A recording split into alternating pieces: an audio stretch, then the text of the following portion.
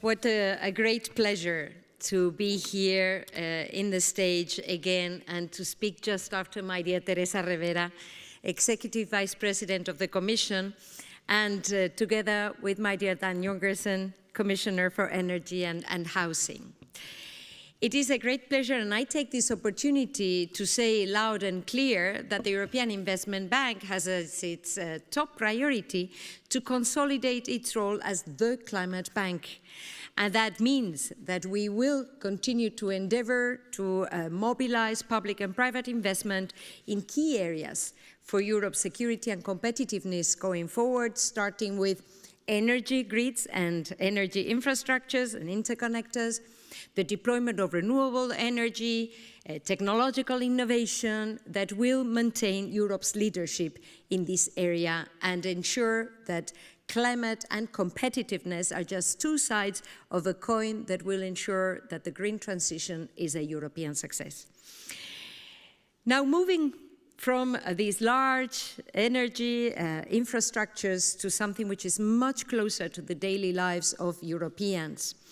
A shared challenge throughout the EU, housing. Last year, I devoted my first 12 months on the job to visit the 27 member states. And one of the most surprising findings was discovering that housing is a challenge for almost all member states. Very different circumstances, very different demographics, very different growth levels, and yet access to housing, affordable housing, especially for the young, is a shared challenge and is a top political priority for leaders throughout the EU. So immediately, we engaged with the European Commission. It's so good that there's a specific commissioner for housing in the European Commission to see how we could join our forces and make sure that we would try to tackle, working together, this challenge and support national governments and national key players in this endeavor. It is estimated that the European Union needs to build 1 million more new homes every year to meet the demand. Renovating another 5 million will help us to lower energy bills for households and to lower emissions contributing to climate change.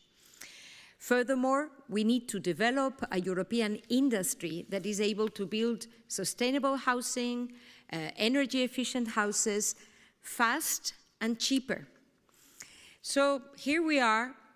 We have three key elements: a new building industry at European level, renovation, and new houses, affordable houses, especially for the young, that require massive investment. So as the European Investment Bank, if there's one thing that we can do is mobilize public and private investment. And I am so happy to be sharing with you our first response, an action plan that will allow us to increase the scale and impact of our support to Europe's housing sector. We plan to double our financing to an annual 6 billion euros as of next year in this area.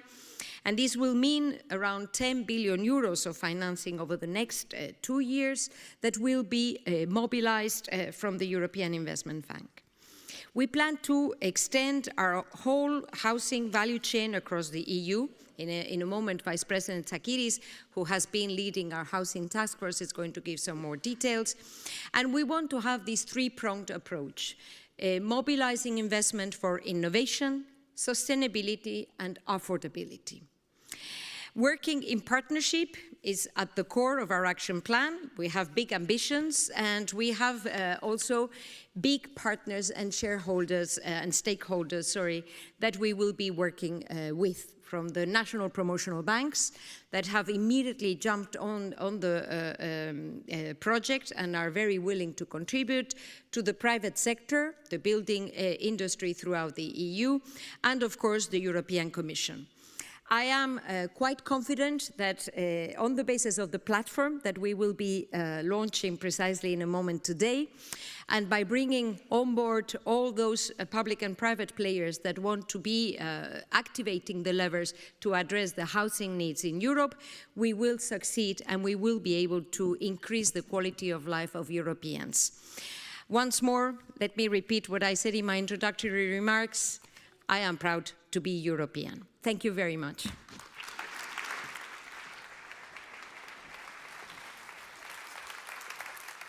Thank you so much, President. And now, please give a warm welcome to Dan Jørgensen, the European Commissioner for Energy and Housing.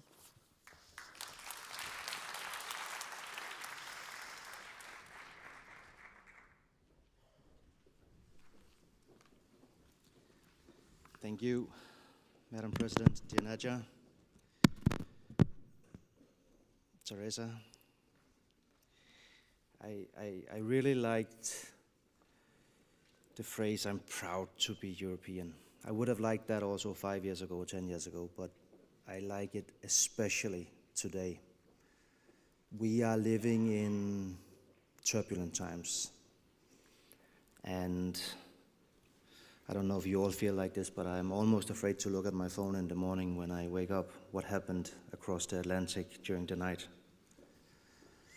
And I think that the only answer that we know for certain is the right one from us to this situation is to work together, is to stand together, is to be united.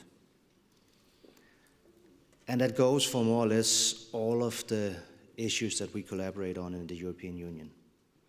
So yes, of course, defense, this is what we're all focusing on. But actually, the social fabric, what keeps us together, our models, our European social models, they are an important part of our strength. So we need to build on them. Before I say something specifically on housing, which is an important element of this, allow me to just share a few remarks on the other part of my portfolio, energy. You know, in certain political offices around the planet, you have to swear on the Bible before you assume them. I'll share with you a secret here. To become a European Commissioner, you have to swear on the Draghi report. I'm kidding, but I'm also not really kidding. So the Draghi report mentions energy almost 700 times for a reason. Our competitiveness in Europe is suffering because our energy prices are too high. At the same time, we experienced last year the hottest year ever measured. Climate change is no longer only something that happens in Africa and other parts of the planet. It's here. We see the floodings. We see this devastating forest fires, droughts.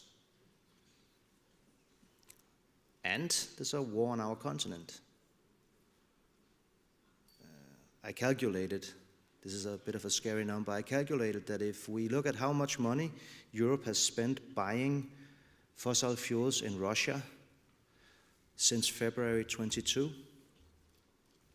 if we add that up, instead, we could have bought 2,400 completely new F-35 fighter jets. Instead, that money went to help indirectly fill up Putin's war chest. So competitiveness,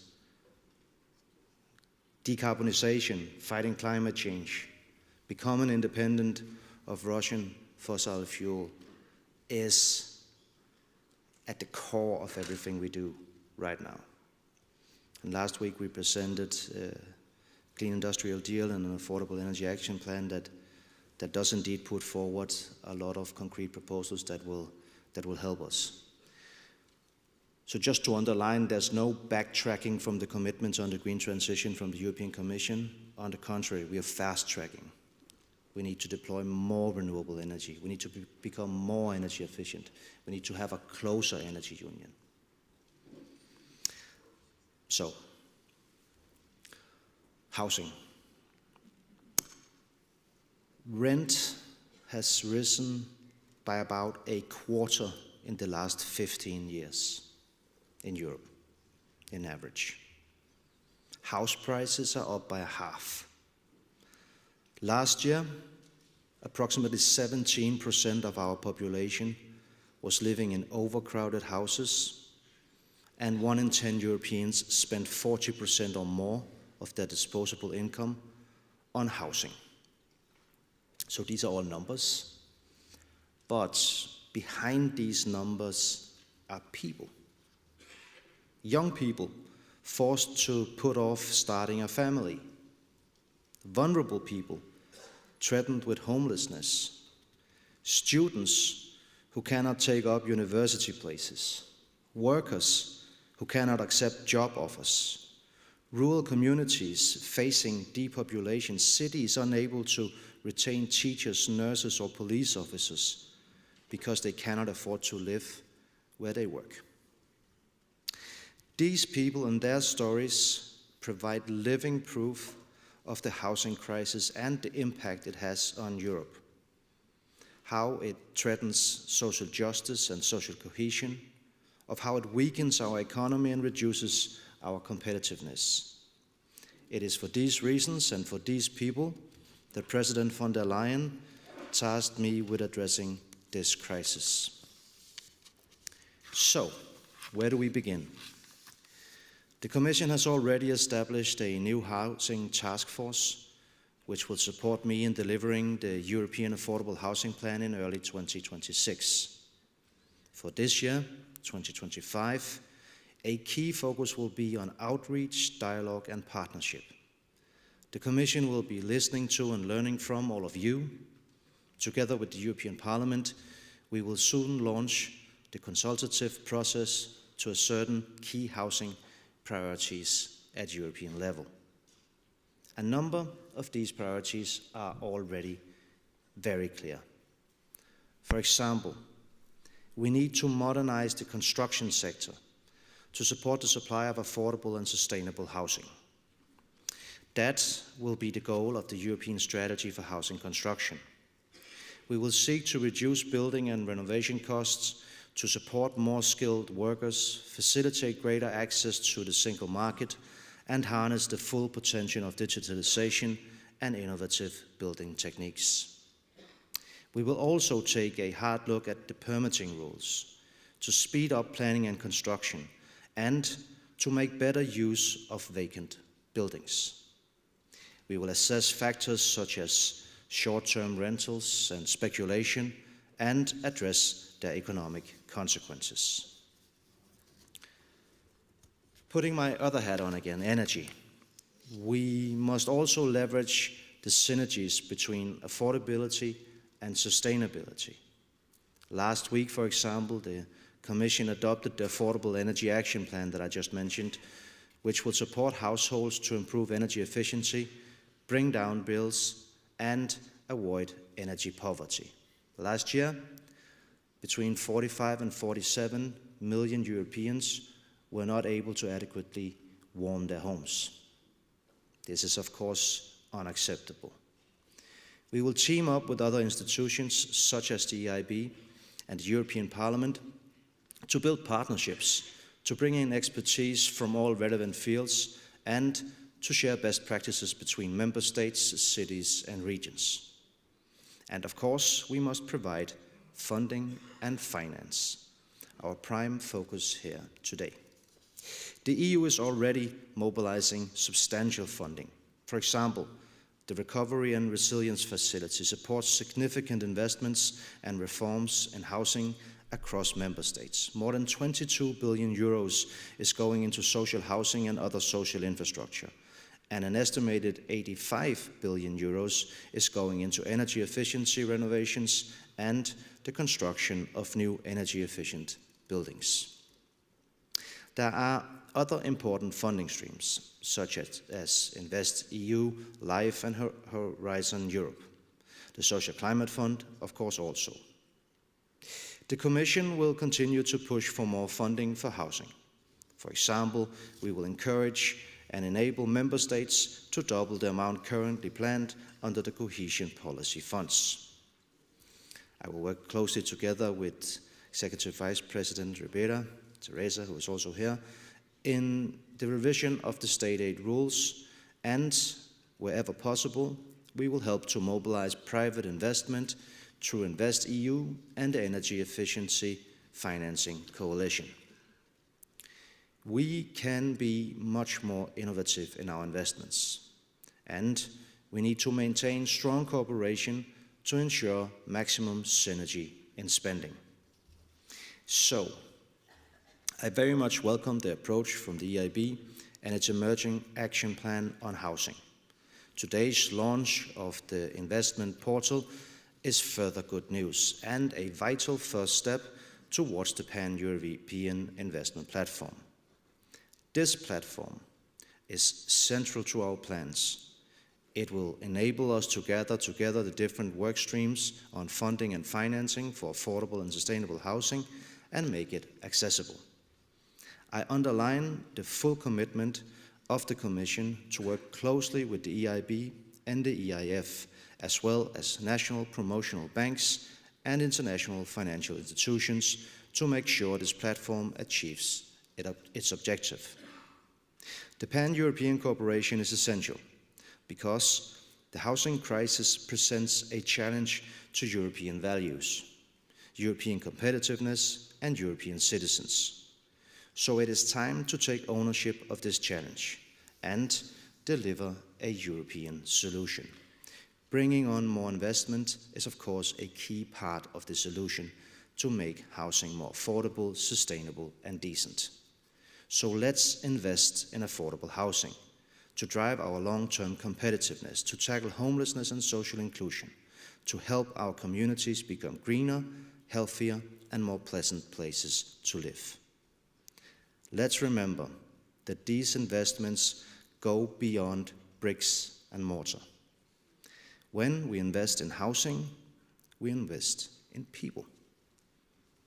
Teachers, nurses, police officers, so that they can live among the children that they nurture, the people that they care for, and the neighborhoods that they protect. We invest in friends and families and neighbors, the people who turn our villages, towns, and cities into communities, the people who turn our houses into homes. On that note, I thank the EIB once again for hosting this very important event. Thank you.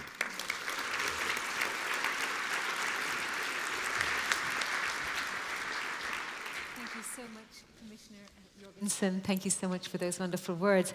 And now we have a very special double session continuing on this topic. So it's a great pleasure to welcome to the stage David Jørgensen, who's going to take you through a couple of panel discussions, no less.